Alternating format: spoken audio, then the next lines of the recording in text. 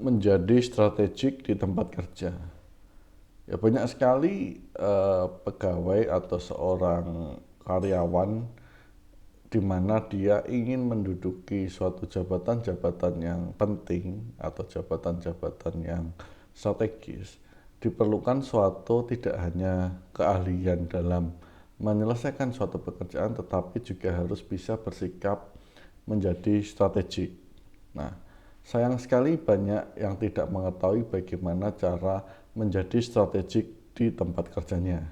Kali ini saya akan mencoba berbagi mengenai tips dan trik bagaimana menjadi seorang profesional yang strategik di tempat kerja.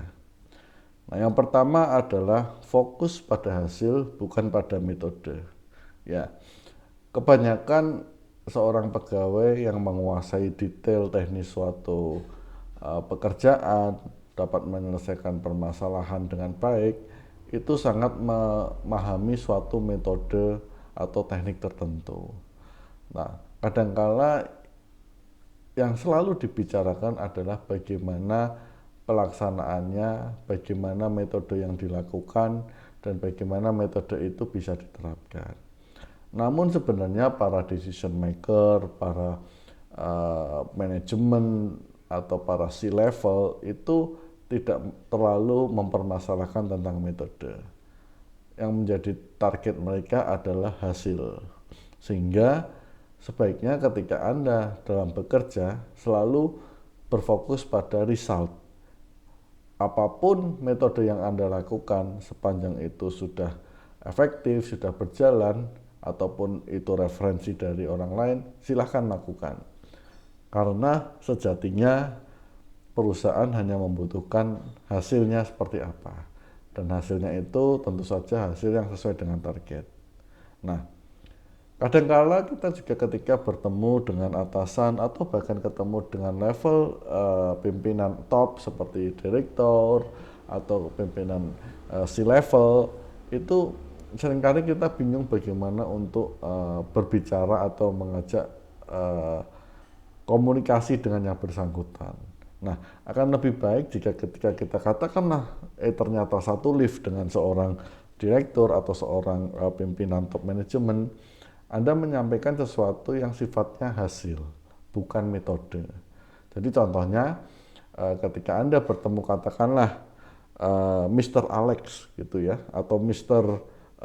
Adam ya, adalah seorang top manajemen Anda, kemudian Anda kebetulan satu lift, nah Anda bisa berbincang, Pak Adam masih ingatkah dengan proyek di departemen saya atau di divisi saya terkait penjualan produk X gitu. Nah, pada hasil sekarang menunjukkan hasil yang seperti ini, Pak. Jadi hasilnya ini cukup mengembirakan dan cukup mendekati target. Nah, biasanya dengan membuat percakapan atau bonding mengenai result tidak pada metode, para pemimpin akan lebih menyukai seperti itu ya. Nah, itu tips yang pertama. Kemudian tips yang kedua adalah kita harus mengetahui big picture pada organisasi kita atau gambaran besar. Artinya seperti ini. Katakanlah perusahaan kita sedang menuju ke arah digitalisasi atau ke arah automatisasi ya. Jangan Anda kemudian menyampaikan sesuatu yang tidak relevan dengan hal itu atau bertolak belakang. Nah, maka itu akan menjadi nilai yang kurang baik. Akan ada baiknya jika Anda mengetahui garis besar atau gambaran besar pada perusahaan Anda, katakanlah going concern-nya sekarang adalah ke arah digitalisasi, contohnya seperti itu, maka lebih baik Anda mencoba mengencourage apa saja yang bisa Anda support terkait dengan digitalisasi tersebut. Nah, itu akan menjadi lebih baik ketika Anda baik berbicara atau mungkin berdialog dengan rekan kerja Anda maupun dengan atasan Anda. Karena Anda menempatkan gambaran besar organisasi Anda pada topik-topik pekerjaan Anda. Nah, yang ketiga adalah menempatkan keahlian Anda pada tujuan perusahaan. Nah, ini saya coba relate poin kedua dan poin ketiga ya. Jadi katakanlah tadi bahwa saat ini atau tahun ini perusahaan Anda menuju ke era atau menuju ke tahapan digitalisasi di mana semua pekerjaan akan menggunakan paperless, katakanlah seperti itu. Maka Anda yang bekerja pada bidang-bidang tertentu, coba kaitkan itu dengan tujuan perusahaan Anda. Contoh, kalau Anda di bidang penjualan atau sales, maka coba create keahlian sales Anda tetapi dengan model digital. Tampilkan dashboard yang bisa langsung mengetahui bagaimana performa penjualan Anda. Kemudian bagaimana Anda bisa menghubungi dan memudahkan penjualan melalui saluran-saluran digital atau mungkin mulai digital marketing dan lain sebagainya. Jadi selalu relate, hubungkan keahlian Anda dengan tujuan perusahaan. Nah, yang keempat, fleksibel dalam mengeksekusi rencana. Nah, ini sangat penting. Kenapa? Karena jangan selalu kita berpatokan pada suatu metode tertentu atau suatu prinsip tertentu yang akan menyulitkan kita dalam mengeksekusi sebuah rencana. Apalagi rencana itu adalah rencana yang telah diputuskan dalam level top management. Ya, jadi ketika Anda melaksanakan suatu program atau suatu project di mana sudah ada milestone-nya atau tenggat waktunya yang telah ditentukan, maka fleksibellah dalam menerapkannya. Artinya bisa saja urutan pekerjaan tidak harus sequence, bisa langsung Anda paralelkan atau lain sebagainya, sehingga eksekusi rencana tetap terjalan dan Anda tetap bisa menyelesaikan pekerjaan dengan baik. Kemudian yang kelima, menggunakan data dalam mengambil keputusan. Nah, ini juga sangat penting ya.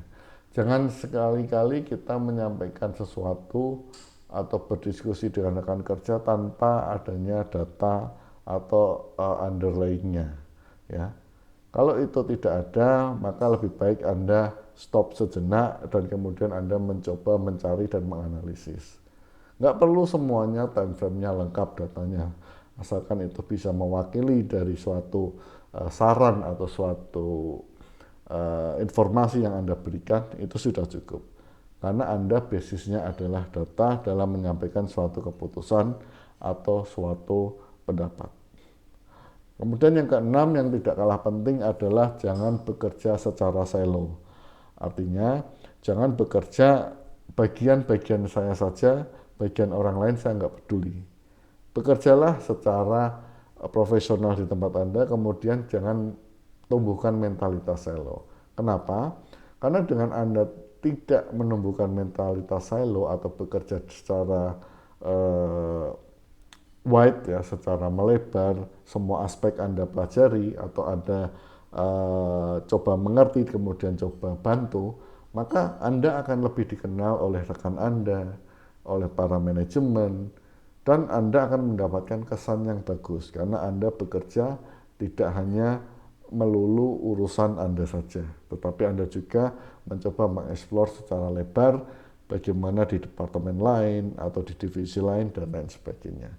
Selain menambah ilmu Anda, menambah wawasan Anda juga pastinya menambah networking Anda. Nah, itulah 6 strategik atau 6 cara menjadi strategik di tempat kerja.